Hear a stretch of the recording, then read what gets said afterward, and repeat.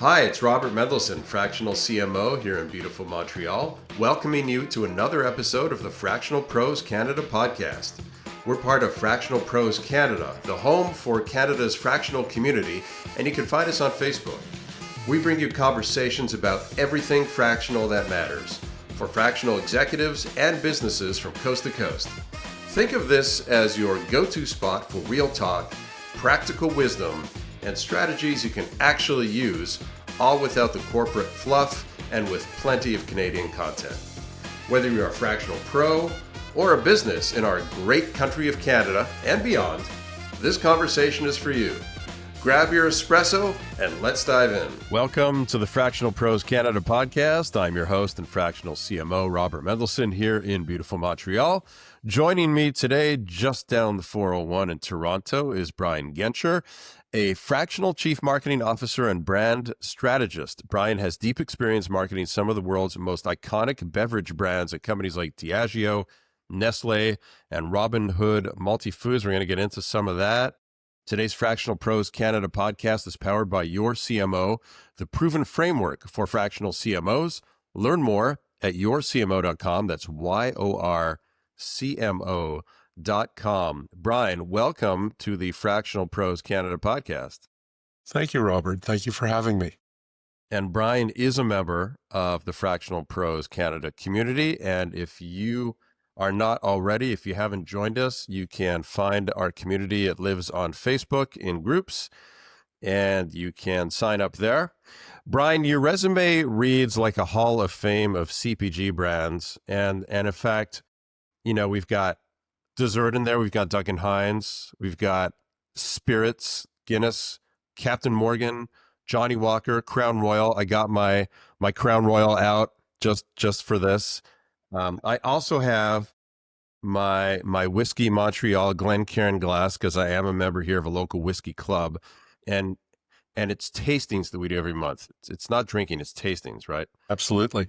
Jose Cuervo. I filled it with water, by the way. I figured it's a little too early at 10 in the morning to start, but maybe it's not. I don't know. We'll see where this goes. I agree with you. It's a little early as well. We should have scheduled this for the afternoon. All right. So, Brian, before we get into strategy, what's it like on a personal level to be responsible for a brand that everybody knows, everybody's heard of? A lot of people have actually tried it. We're talking about things like Guinness, Crown Royal. I mean, they're more than just products in many ways. They go way beyond product. And that's, I guess, where part of a successful branding campaign goes. They become kind of a cultural institution. So just talk to us a little bit. What's it like to carry around that tie, that responsibility to brands that are so iconic? Okay, well, when I was at Diageo, we had a philosophy, and it was standing on the shoulders of giants. So when we inherited a brand, we were the steward of the brand, the iconic history. And it was our job to leave that brand in a better place by leveraging and utilizing what was done before and building upon it. So there was a lot of pressure, if you will, in terms of making sure that you didn't disappoint those iconic marketers of the past. So as fun as the industry is, and well, nothing more you can say other than it's a fun industry to be in, but there is pressure to make sure that you don't disappoint the history. Yeah, a lot of pressure, a lot of weight on the shoulders. You don't want to be the one who is responsible for the demise or the decline of the brand, that's for sure. Also, we've talked a little bit before, and you have a pretty serious Scotch cellar. Tell me a little bit about that passion, certainly a shared passion of ours. Well, in my time at Diageo, I was fortunate enough to be the problem solver. So I would move from brand to brand in terms of the brands that had trouble. I would do the repositioning, the rebranding, the relaunching of multiple brands. And through my journey, I inherited the single malt Scotch portfolio in addition to Johnny Walker. And we had roughly 26 different distilleries, all with small little amounts being distilled every year, nothing of any mass. And through my time there and working with the different master distillers and master blenders, I accumulated quite a collection of Scotch. A lot of it was small special releases that the master distiller would send me as a gift. And over my 8 years at Diageo, I accumulated roughly 140 bottles, different bottles of Scotch, to which it's been, over a decade since I've left Diageo, and I'm still working through it. It's going to take quite some time. So of those 140 bottles, how many are open right now? 2. Okay, so there's a lot of work to do, and clearly this is where I should invite myself over for maybe a weekend to help you out, just because You're I'm a welcome nice guy. anytime. Okay. And don't worry, I understand how this works. I'll bring my own glasses. I've got, not to worry. We've got a whiskey club meeting tonight, and somebody from the Ardbeg distillery is going to be here in town in Montreal. We're doing an Ardbeg tasting. I'm very excited about that. I love the peats. Okay, so let's get back to business a little bit. You described your philosophy in branding as, and I guess marketing in general, as holistic and humanistic, right? Yes. Focusing on motivational triggers of consumers and team members. So how does that come into play when you're actually creating a marketing strategy from scratch?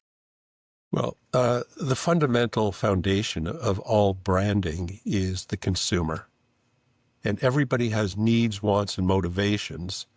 And the ultimate or the primary motivation of every human being, regardless of if it's branding or anything else, is being safe and survival. So in that, people look to get together with people of like minds, people who are like themselves, because there's a certain amount of security there.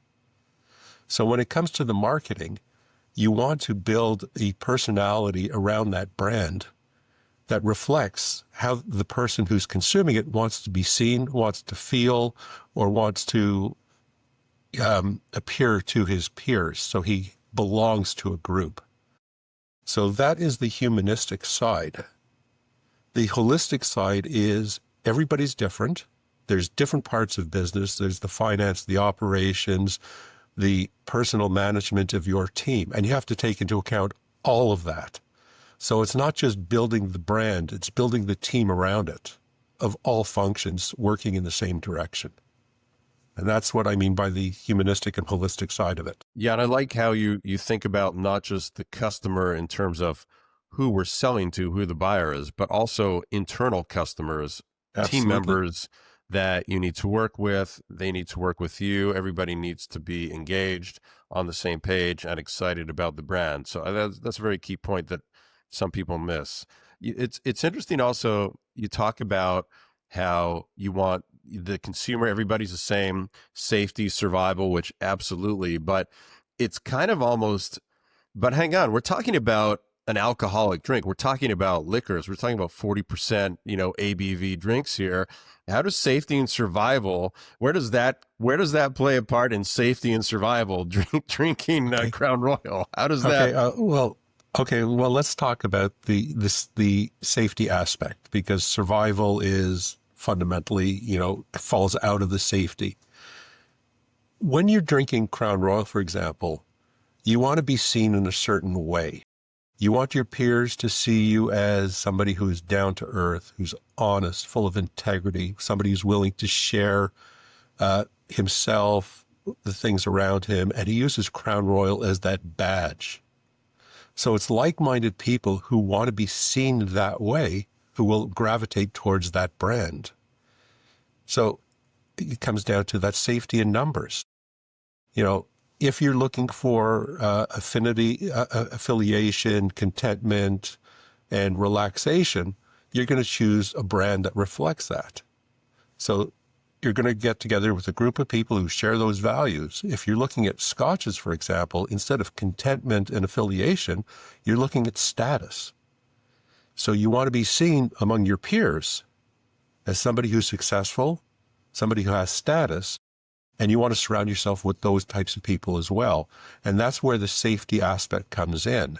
It's about getting into your group of peers, belonging. I guess it's really the heart of what branding and marketing to an extent is all about. The product, the service is really at a basic level not relevant. It's what we attribute to it and what the story is that we put out there. And to that point, you told me once that the marketing spirits is less about the taste of the product and more about building the brand personality and the story around it. So the story is more important than the actual liquid in the bottle. Well, yes and no. And this applies to any single product out there. The product has to deliver because you can build the best story in the world. But after the first trial, if the product doesn't deliver on the expectation of taste, you're not going to get repeat purchase. So the liquid is absolutely important, but really it is building the personality to appeal to your demographic, to your psychographic, to your audience. And you have to build it in a way that, like I said earlier, it's a badge of who that person wants to be seen or how he wants to feel. So it doesn't really matter what product it is. It could be a Rolex watch. It could be a Jaguar. It could be beverage alcohol. It could be a breakfast cereal. It could be absolutely anything. They all follow that exact same foundational step of appealing to the motivation behind the behavior. All right. You told me that you were responsible for what we can call the Crown Royal turnaround. So you led a brand repositioning that resulted in the largest share gains in over 6 years of Crown Royal. So let's double click on that for a moment and tell us, what was the challenge the brand was facing at the time, and what did you do to change its personality? Okay, well, we went back to the consumer. And as you said, it's the story we tell that forms the brand. But in fact, it's not the story we tell. It's the story that consumers attribute to the brand. And our job is to steer the narrative so those perceptions out there fit what we want people to say. So after years of going dark in terms of communication around what Crown Royal was, it developed a perception of being the good stuff, being put on a pedestal and only being brought out on special occasions. So it was all about the iconography of the brand itself, the history, and it wasn't about the person drinking it. So we went through a study of what makes an iconic brand. We looked at Nike, we looked at Harley Davidson, we looked at all of these iconic brands. We said, what makes these different? And then we went back to the consumer and we identified the demographic who was drinking it, the personality of those people. And then we took a lesson from L'Oreal, which wasn't the brand is special, but you are, and you're worth it. So we changed the personality of the brand to being a reflection of the generosity and the down-to-earth, honest, hardworking person who shares with his peers. So the brand became, I'm not pulling it out on special occasions. When I'm with my friends, when I'm getting together, or when I'm relaxing, that's the occasion. I'm the occasion. And that really changed the entire platform of the brand. Instead of being focused on the brand, it was focused on the consumer. And it's really interesting how you identified who the demographic was that was consuming the product, and you didn't try to change that. You just tried to change how they thought about the product. Absolutely. You know, in absence of any type of narrative, the consumer is going to form their own. And that's what happened. So we looked at what I refer to as a brand essence wheel, which is a summary of all the perceptions that people attribute to the brand.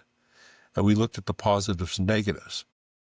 And then we built which is a desired brand essence wheel, which is how we want the perceptions to come across. And then we steered all the marketing to that to mitigate against the negatives, which was special occasions only. It's the good stuff. It's on a pedestal. To I'm getting together with my friends. I want to be generous. I want to be seen as the linchpin of my group. I'm going to bring out the Crown Royal. So at the end of the day, it's all about owning the conversation. And we see this in any successful marketing campaign, whether it's product, whether it's politics, during elections.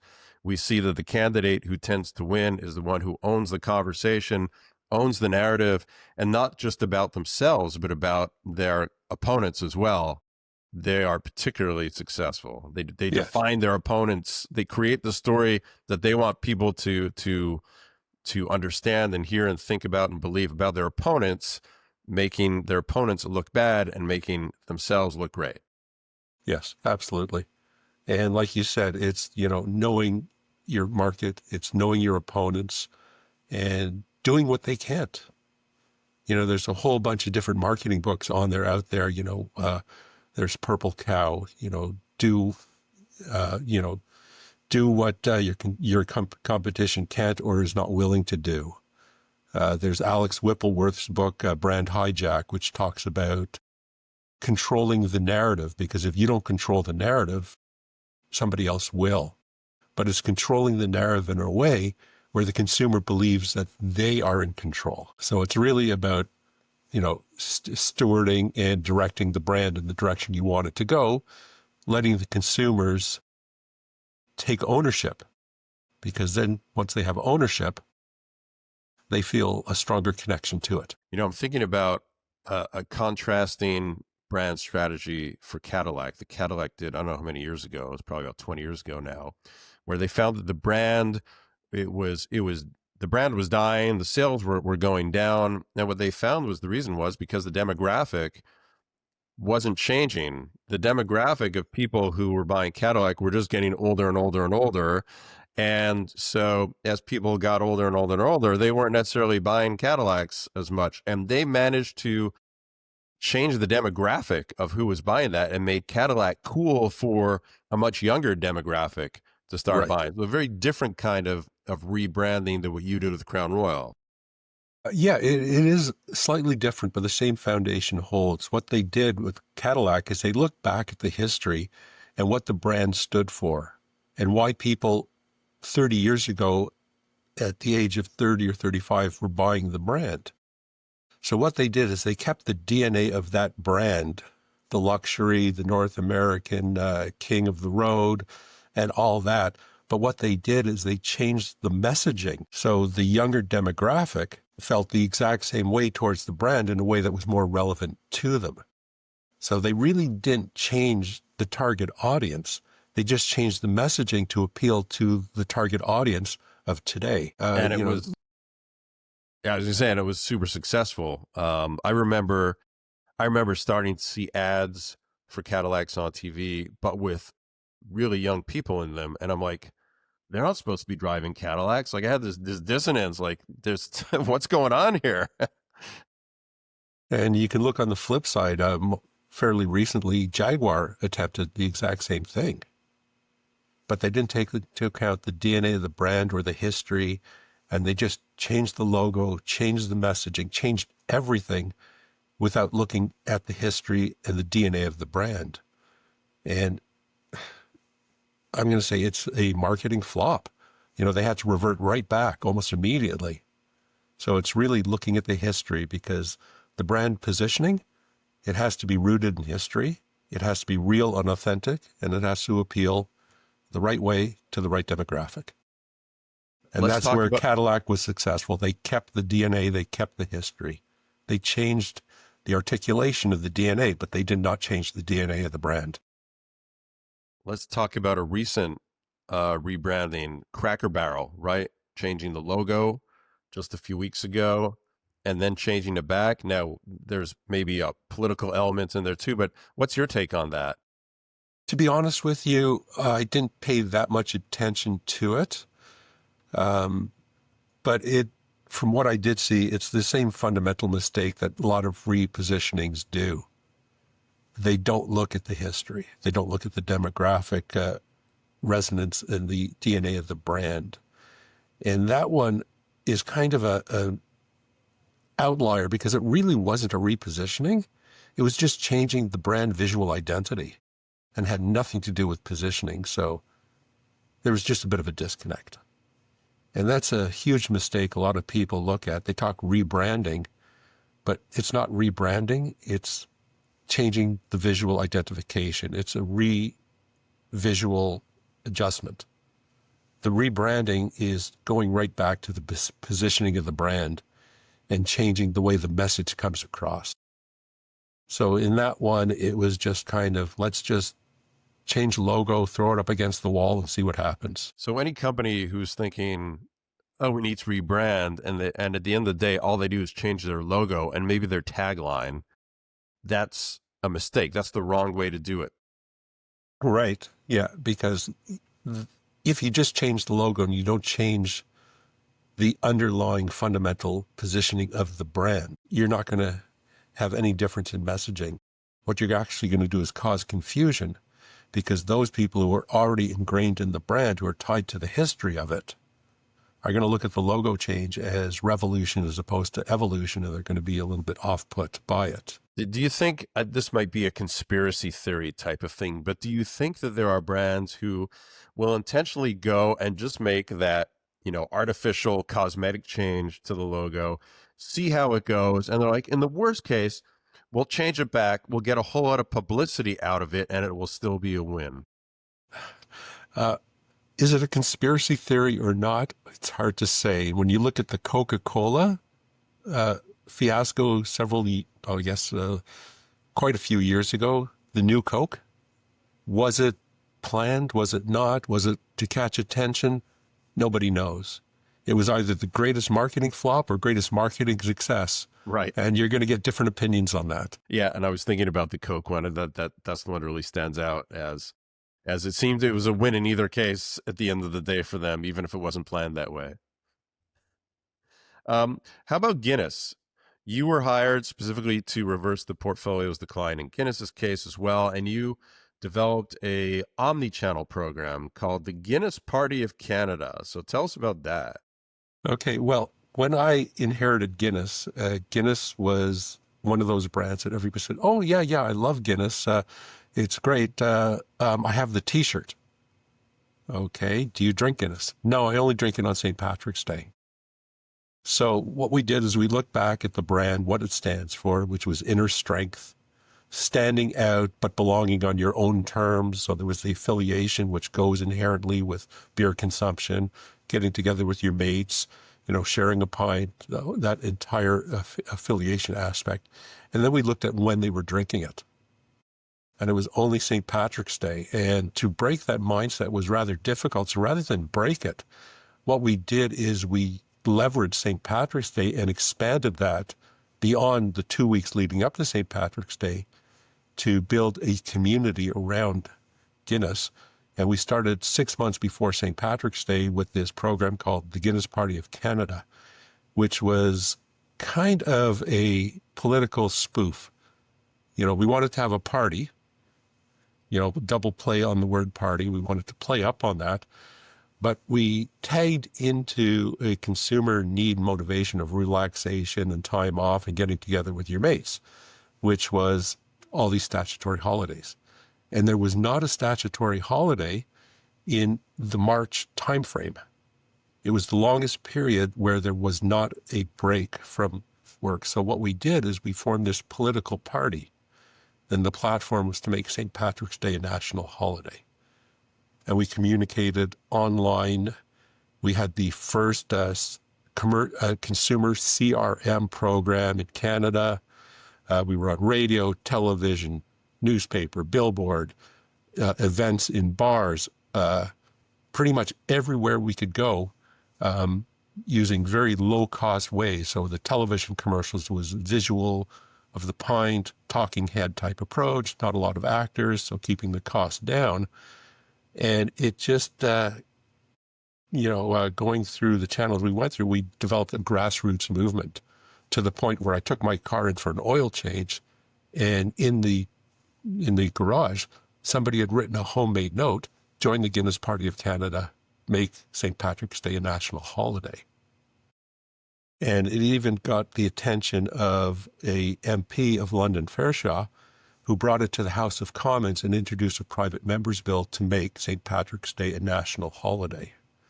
So it was massive. The amount of people who joined the party, I can't remember the exact numbers, but it was thousands of Canadians. And it even reached a point where the private member's bill passed the first vote, didn't pass a second vote, but the fallout of that in Ontario was Family Day. I'm not going to say I'm responsible, but I like to think I was one of the impetus that pushed it forward. Well, I think the general population of Ontario thanks you for that. And as somebody who's not in Ontario, I'm very jealous. Could you please restart that campaign for the rest of Canada? That's an amazing story. Um, let's talk about Fractional and how do you translate all of this incredible success and experience with big brands, with big budgets, to working with, I'm assuming smaller, they can still be big, but I mean, we're talking about huge brands with Diageo, et cetera. So smaller clients who have smaller budgets, who have smaller teams. How do you translate all those learnings and experience and tactics to a smaller type of client? Okay, well, it all starts with the process. And the way I work is a process as opposed to pure art. It's a mixture of the art and science. And over the years, taking what I learned at Diageo and adapting it to different types of companies, B2B, B2C, small entrepreneurial, and everything else, it's a framework of thinking that takes you through A to Z of what do I need to cover off. So you eliminate a lot of the mistakes of jumping straight into tactics because you follow this pathway, this roadmap that takes you all the steps of evaluating what you need to know to build the proper positioning, to identify what is the root cause behind issues as opposed to jumping straight at the symptom. And what I do is with these smaller companies, I take them through all of those steps so they can market and act like the big boys at a fraction of the cost. So they don't need to hire, multiple senior executives. They don't need a lot of brand managers. I take that process, I educate the team, I take them through it, I train them on it, and then I work with them to make sure that we execute accordingly. So that's really interesting that you bring up that, it's not just about tactics. And I think a lot of us fractionals, especially CMOs, often the first call that we get from a prospect is, I need a new website. I need a new email campaign. I need something. And it's always a tactical ask. And the challenge is always to get that company, the founder or the CEO, the C-suite, to understand that, yes, we can do that for you, but we kind of need to work backwards here. That's the last part of the process. The first part of the process is, what are your goals? What are your marketing goals for the next couple of years, right? Who's your buyer? Do you really know who your buyer is, or do you think you know who your buyer is? What have you done so far? What's worked, what's not, and et cetera. And then eventually get the foundation solid and in place to where we can then do, all right, now we can put that new website together, that new email campaign, that new social media campaign, because we understand who we're targeting, what motivates them, what's the right messaging, and where to find them at different stages of the funnel. They may be hanging out on Facebook at the top of the funnel. They may be on your website at the bottom of the funnel, different messaging, different tactics, right, etc. Yeah. Yeah, absolutely. And, a lot of times, most of my clients come to me and they say, I've got this problem. And I have a process. It's called Penta Insight Generation and Application. It's modeled after Diageo's 5I model, which is you've got your issue, which is the fundamental consumer question you need to answer. The next is the information, and that's what's the relevant information that leads you to believe that that is the issue. Then you've got your insight, which is that aha moment, the eureka of discovery, that when you apply what you discover to the business is going to drive growth. And there's the implication to the business. And the stronger the insight, the broader the implications have. It could be to logistics. It could be your marketing. It could be your finance. It could be everything. And then finally is the implementation. What does it look like when you go out there with the execution? And you can enter that process at any one of those stages. It's completely iterative. You work back and forth through the information, through the insight, back to the consumer question until you nail what is the root cause. So that helps those companies understand that they are addressing a symptom rather than the disease. Or, other times I've got this great executional idea, something I want to do, straight tactic, and you work backwards to the core consumer question, and you see that that solution you had doesn't solve the issue. So by working with the president, the owner of the business on that, they get to see firsthand and they're involved in the process. So they have ownership, and it's much easier to convince them of it because they've seen it for themselves. That really explains, when I say to a lot of prospects, I say marketing is marketing, and a lot of companies don't understand that. But as marketers and as fractionals, we understand that it's not about how much experience do you have selling my product or service. It's about what kind of process do you use, because the right process can apply across industries. It could be industry agnostic, vertical agnostic, and that is the key to successful marketing, not how much experience you have. So for example, let's say, somebody forwards you a referral for a lead, and they're a B2B tech company, right? Brian Gencher, you look at his LinkedIn profile, you're seeing liquor and beer, and you're like, oh, this guy can't help me. But that's not the case. Brian was a successful marketer with those companies, and if he had success with those, he can translate the same processes and adapt to the B2B tech company or any other company, right? Yeah, absolutely. And that's one of the things that a lot of companies are beginning to understand now, especially in the B2B world. There's certain B2C principles that really apply to all businesses, because it all in B2C, it all starts with the consumer, their needs, their wants, their motivations. You change the word consumer with customer on the B2B side, and they have needs, wants, and motivations. They're different, but the foundation to get there is the same. And also with B2C versus B2B, in the past, brand identity, brand personality, brand positioning was seen as a luxury accorded only to B2C brands. But businesses are realizing that buyers are people, and it doesn't matter if they're buying a widget, a wrench, a hammer. They're going to base their decision on emotion, whether they like to admit it or not.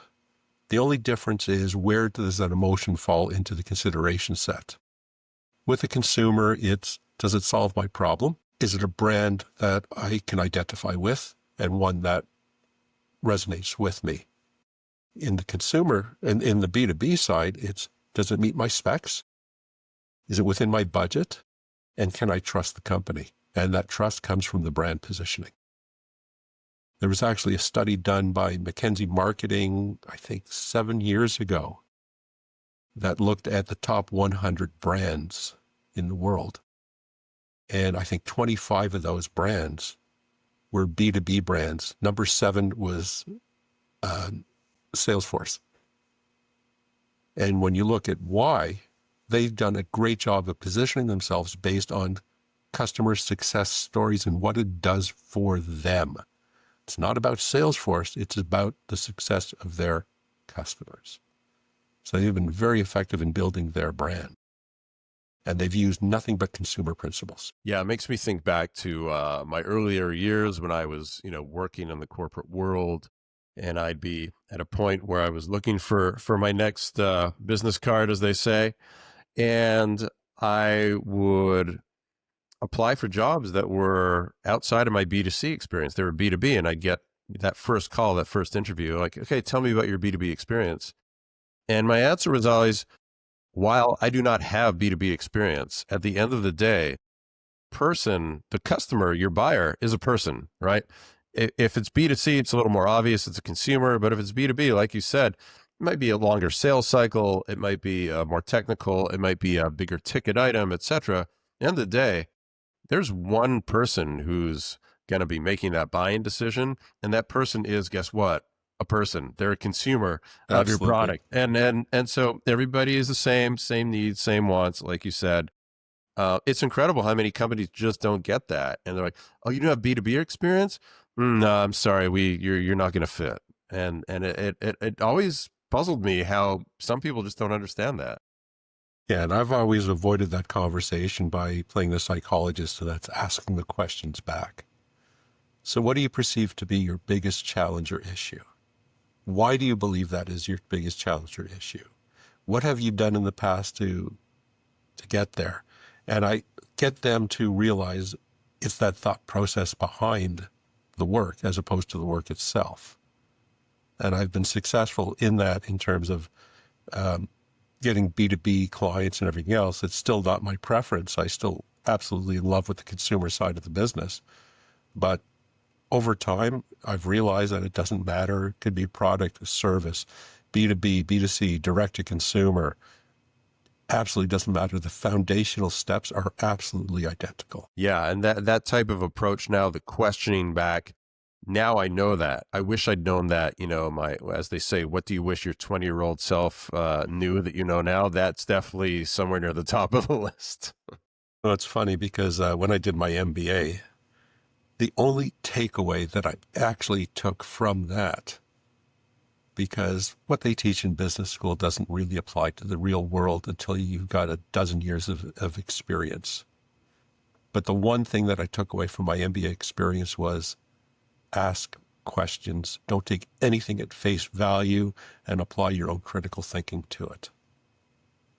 And, growing up in the culture I did, I think that's probably inherent a little bit with who I am.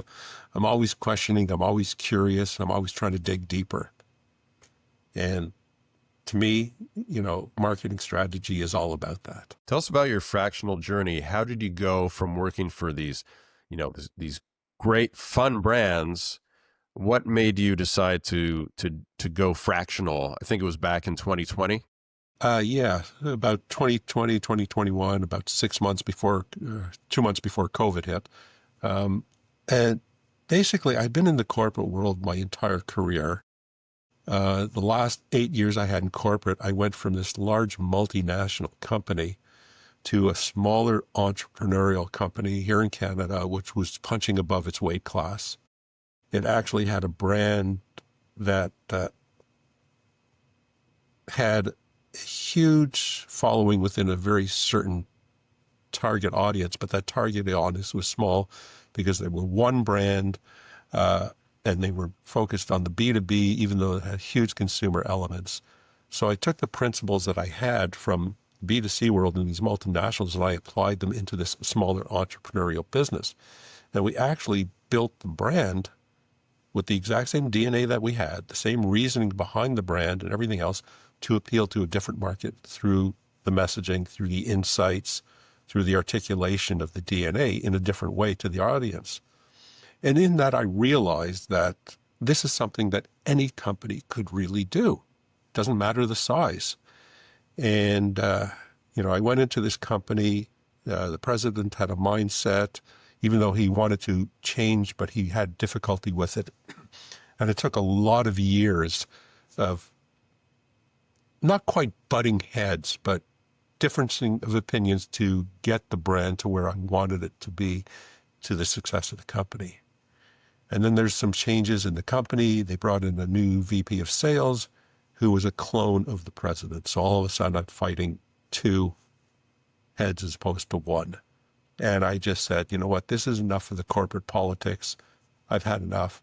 I want to be able to do what I do and help as many companies as I want.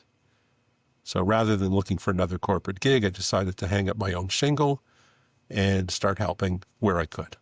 And haven't looked back. It's been a fantastic journey. So many fractionals who make that transition, all of a sudden they're like, oh, hang on, I need to go find clients now. I don't just show up for work at 9 and punch out at 5 and get paid. I need to find where I'm working. So how did you approach that? Well, a lot of it was past relationships. One of my first jobs as a fractional or consultant was a huge brand called Gibson's. So I helped with the rebranding, repositioning of Gibson's on a contract as a fractional. And just through past contacts, word of mouth, networking, letting people know what I do, I just started building this network, and I've got referral partners that help me out. I fairly vocal during non-summer months on LinkedIn in terms of posting weekly with blogs, sharing information, providing educational information, which attracts attention. And the combination of the networking, my past relationships, my past coworkers, and the LinkedIn has really been driving my business. Tell us a little bit about your framework. What do you do? What does your first 90 days look like on a typical engagement? Okay, that's a tough one because they're all extremely different and it's situation based. But primarily, one of the very first things is I look at who is the consumer. I then look at what is the brand and what does the brand do for that consumer. And then I look at the motivations, the brand. And if you think in terms of a Venn diagram, you put the brand promise on one side, you put the consumer on the other side. And when they intersect is where the insight is going to come out of. So I really focused there. And at the same time, I work with the team to understand their strengths, their weaknesses, where the opportunities lie, the education needs, the training. And I really work with the team to develop them as marketers, to be able to basically have them replace me within 6 months to a year. Like I go into a company and I'm not looking for long-term engagement. The way I'm viewing it is I want to position you where I'm going to position myself out of a job. You're going to get to a critical mass. You're going to need somebody full-time and everything else. So my first 30, 69 days is really focusing on the understanding, the growth, the development. Next is developing the new positioning out of all of that, getting the team to really, really work on it with me as opposed to handing it down to them. And then the implementation. And I work on my business plans. I refer to them as a game plan. So it's goals, activities, measurement, and evaluation. So once we have the plan, it's the measurement and evaluation. That's the next step of my 90 days, the last 30. What are we measuring against? Are we successful? Are we not? How do we change it? I was gonna ask you, what are the KPIs you put on the dashboard? But just before, you mentioned it's a kind of bizarre business that we're in as fractionals. We work really hard to get a client.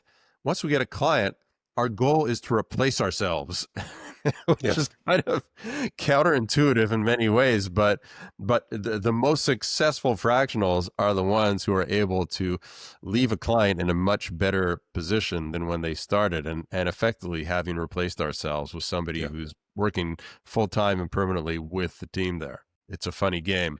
Okay, KPIs. So what kind of KPIs are you putting on the dashboard typically to measure effectiveness of, let's say, a new branding campaign? What are we looking at? Okay. Well, what I'll do is I'll build a brand tracker, brand health tracker, which is done periodic market research surveys that go out to a defined audience. And it asks questions like, is this a brand for me? When I'm looking to consume a certain brand, I will think about this brand most often, or I don't consider it. There's a scale of brand affiliation. So, I'm not interested. It's a brand that I will drink once in a while. It's a brand I consider 60% of the time. It's the only brand I'll consider. So you measure about those types of things, but it really comes down to the fundamental question: is this a brand for me? Then you ask about the positioning in a way, do you agree or disagree? So things like that to garner the resonance of the messaging and the attachment that people have to it. So that's one KPI. And that is the basic, the foundational KPI. Does the brand resonate? And then depending on the activity, there's going to be different KPIs you put in place, which are specific to the activity. So it could be reach, it could be frequency, it could be followers, it could be sales, it could be any of those. I think one of the most challenging KPIs to get, measurements to get, is that brand sentiment. Let's double click on the tactics for a minute. What are the most effective ways? Because you actually need somebody to take a minute to actually think and answer a question versus just click a yes, no when you ask that. So how do you do that? Well, it's in the framing of the question. You want to frame it in a way where it's absolutely clear what you're trying to get in a yes and no. So when I'm thinking about brand X, do I feel, and that could be a pull down, contentment, safety, security, affiliation. And then there's questions like open-ended questions. When I think about brand X, I feel this. Or when I'm consuming brand X with my peers, I look like, so it comes down to how do I want to look? How do I want to feel?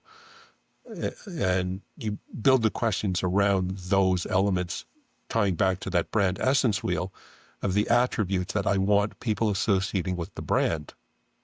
So if there's certain attributes I really want to focus on is, so when I'm drinking Guinness, I feel like I'm in control of my own network. Do you agree, disagree, and the scale between? So, when I'm drinking Guinness, do I believe I've got the inner strength to stand out on my own? Again, that scale of agree, disagree. So it's building questions like that, and they're all going to be very specific to the brand positioning. Can those be viewed as though on the downside, maybe leading questions? You're giving the respondent a choice, and maybe there's something else they're thinking of that's not on that list, and now you're kind of filtering them down to choose one of these 5 or 6 options or whatever it is. Yeah, well, in isolation, yes, but you build the entire survey where you have the elements you want to mitigate against, and you ask the questions against those ones. So you're leading to the positive, but you're also leading to the negative. And at the end of the day, it's the evaluation and the analysis of that research that's going to tell you if you're getting in the right direction or you're not. So it's all about the overall structure of the Absolutely. whole picture, not just balance. one question. It's right. balance. Right. And then the other thing I'm thinking about is it must be interesting for a consumer to have a realization, when they're presented with these questions and maybe realize, like, they're asked, does drinking Guinness make me feel like I'm in control? And all of a sudden they're like, wow, yeah, I never realized that, but actually it does. And it's kind of an aha moment for a consumer to have in that way. Yeah, it could be. But again, being in control is not the way I'd articulate it. It's just a simplification. When I'm drinking Guinness with my peers, do I feel like I'm belonging? Do I feel like I'm standing out in a way where I still belong? Things like that drill deeper into the personality and what we want consumers to feel. And like I said, it comes down to that brand essence wheel, which is 2 parts. The current, which is a summary of all of the current beliefs, feelings that consumers attribute to the brand, and you want to measure those. And then there's the desired, so the elements you want them to feel, and you build both of those into that survey. Because it's called the brand essence wheel, because it's that steering wheel that helps you guide your brand down the road. Okay, so let's say there's somebody who's listening in, they're thinking about making the leap into the fractional world. They've been a senior marketing exec for many years in the corporate world. Any one piece of advice you would give them? Differentiate yourself. There are so many fractional CMOs out there that follow the exact same basic CPG model, and a lot of times things get lost in their roadmap. The way I differentiate myself is I combine the science and the art of marketing. I rely heavily on consumer psychology. So I dig deep into the motivations behind behavior, not just observed behavior, which a lot of companies in the past used to teach. Follow the consumer journey. Look at what they're doing. And I say, don't look at what they're doing, look at why they're doing it. So for anybody who's thinking of getting out there into the market as a fractional CMO, find an area, find something that you can do better than somebody else can, and differentiate yourself on that. There's some fractional CMOs who focus entirely on AI implementation for companies. There's others that focus on building communication strategies. And I look more in the holistic strategy of what is the brand all about? What does the brand stand for? Why does the company develop it? The most important part of it is, why should consumers care about it? And that's really the psychological aspects of what I do. And on the other side of the table, if there's a business owner listening in and They're thinking, I need to do something with my brand that's gone stale. What's the first step or the first question you think they should ask themselves at the beginning of that process? The first question is, what do consumers currently think about my? It was really a Because current situation. Let's nail that down. Where are we at? exactly, it's, and it comes down to, if I'm not controlling the narrative, somebody else will. So how is the narrative being received by my audience? Well, what perceptions are being formed out there? And if they're negative or they're not quite where I want it to be, I've got work to do. A lot of times I hear from clients, I'm on social media, I'm buying radio, and I'm just not getting any traction. I say, okay, well, what are you saying? I had one client, I guess this 2 years ago. I sat down in their office. They showed me their television commercial. They were proud of it. They bragged about how much money they spent on it.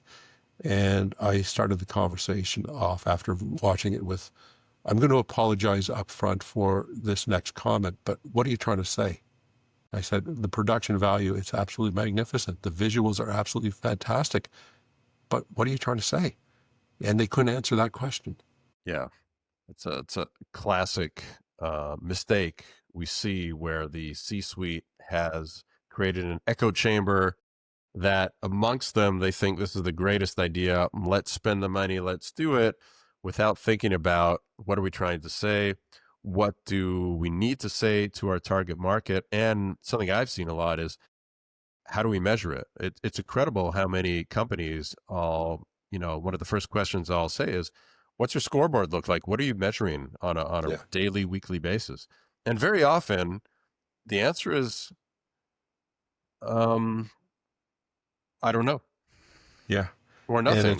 And it's funny, in today's day and age of the digital world and everything else, measuring things is easier than it's ever been.